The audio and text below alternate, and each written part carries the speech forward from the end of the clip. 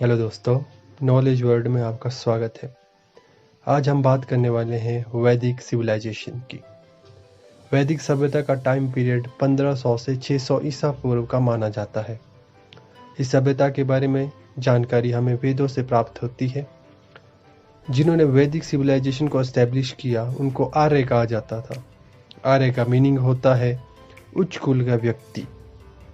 इसे भारत की ग्रामीण सिविलाइजेशन माना जाता है। ऐसा माना जाता है कि आर्य मध्य एशिया से भारत आए थे। वेद का अर्थ होता है स्टोर ऑफ नॉलेज, और ऐसा माना जाता है कि वेदों की उत्पत्ति किसी मानव द्वारा नहीं की। वेदों को दैवीय नॉलेज का पार्ट माना जाता है। वेदों का कंपाइलेशन महर्षि कृष्णद्वैपायन द्वारा, जिन्हें हम वेद व्यास के नाम से जानते हैं, उन्होंने करी। वेदों की कुल संख्या 4 है, जिसमें से पहला वेद ऋग्वेद है, यह सबसे पुराना वेद माना जाता है। इसमें देवताओं की स्तुति के मंत्र मिलते हैं। इनकी रचना 1500 से 1000 ईसा पूर्व की मानी जाती है। दूसरा वेद है यजुर्वेद। इस वेद से हमें आर्यों के सामाजिक और धार्मिक लाइफ के बारे में जानकारी मिलती है। तीसरा वेद है सामवेद। इसमें हमें म्यूजिक की जानकारी मिलती है। इसी वेद को इंडियन म्यूजिक का फादर माना जाता है। इस वेद को म्यूजिक वेद के नाम से भी जानते हैं। चौथा वेद है अथर्ववेद। इस वेद में मैजिक, ब्लैक मैजिक, मेडिसिन इत्यादि से रिलेटेड इंफॉर्मेशन मिलती है। वेदों को एक जनरेशन से दूसरी जनरेशन तक सुनकर व बोल के ट्रांसफर किया जाता था। इसी वजह से इन वेदों को श्रुति कहा गया है। अब हम जानेंगे ऋग्वैदिक पीरियड की स्थितियां। ऋग्वैदिक काल में किंग लैंड का ओनर नहीं होता था, बल्कि वह केवल वॉर का हेड होता था। ऋग्वैदिक काल में किंग की पोस्ट हेरिडेटरी नहीं थी, अर्थात राजा का बेटा राजा नहीं बनता था। राजा के लिए उस समय चुनाव होते थे।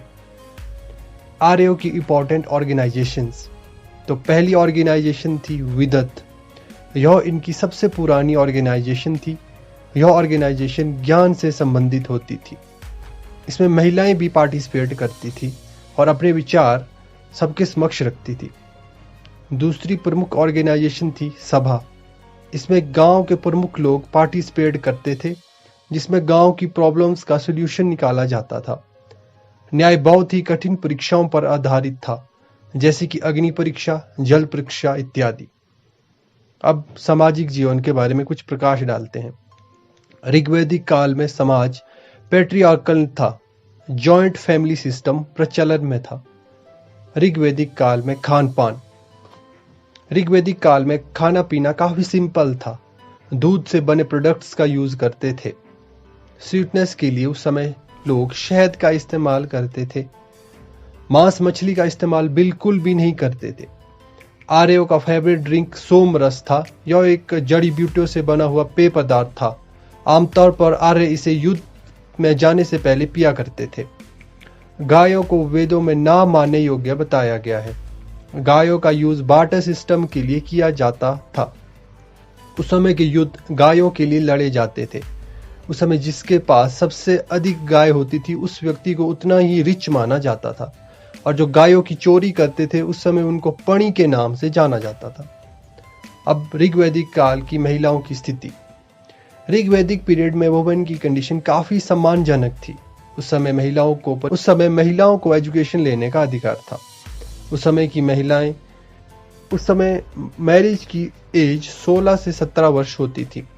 ऋग्वेद में हमें कहीं भी चाइल्ड मैरिज, डाउरी, सती प्रथा इत्यादि का उल्लेख नहीं मिलता है। इसका अर्थ यह है कि यह उस समय प्रचलन में नहीं था। ऋग्वैदिक टाइम में कास्ट सिस्टम काम पर बेस्ड था।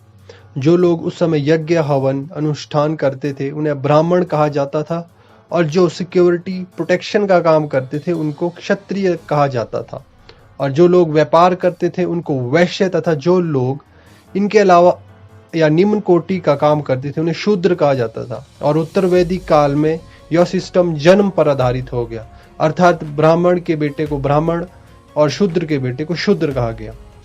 धार्मिक जीवन। ऋग्वैदिक आर्य एक ईश्वर पर विश्वास करते थे। वे नेचर की वर्शिप करते थे। वह सूर्य और आकाश की पूजा करते थे। उस समय इंद्र देवता को काफी इंपॉर्टेंस दी जाती थी, और उत्तर वैदिक काल में राजा को महत्व देने लगे। इकोनॉमिक लाइफ, उस समय की आर्थिक स्थितियां, आर्य लोग एग्रीकल्चर और पशु पालते थे। उस समय जौ, गेहूं, चावल ये 3 प्रमुख फसलें हुआ करती थी। उनके पास माप तोल अर्थात मेजरमेंट के लिए एक बर्तन होता था। किंग को प्रोडक्शन का 1/6 पार्ट टैक्स के रूप में देना होता था। ऋग्वैदिक काल में लोग आयरन का यूज नहीं करते थे, उन्हें लोहे के बारे में कोई जानकारी नहीं थी। इस एपिसोड में इतना ही। मिलते हैं आपसे नेक्स्ट एपिसोड में। तब तक के लिए धन्यवाद।